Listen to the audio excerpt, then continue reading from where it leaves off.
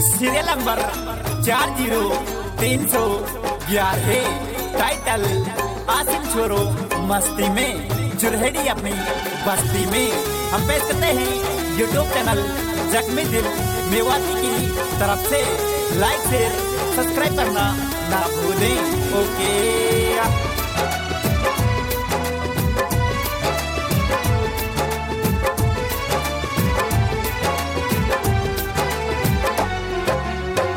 शायर सहाली में गीत बतावे न्याजू दिल सुगावे।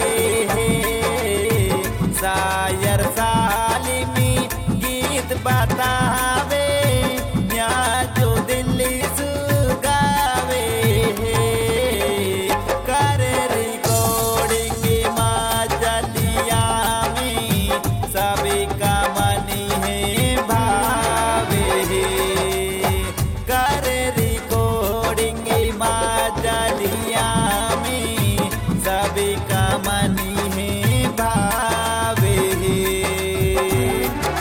मोबाइल नंबर आसिम भाई जुरहेड़ी 73 75 92 40 43।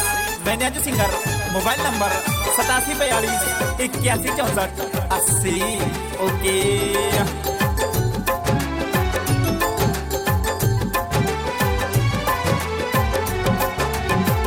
अरे 45 19 बाईस वाड़ी दी युवा से मिछुअरो लिया चारो। हम बे 45 19 बाईस वाड़ी दी युवा से मिछुअरो लिया चारो।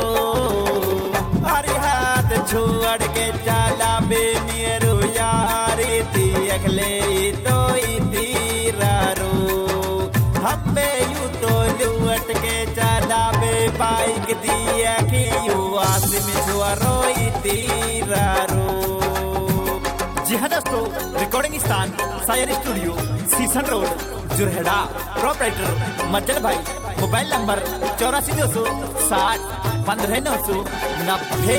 शायर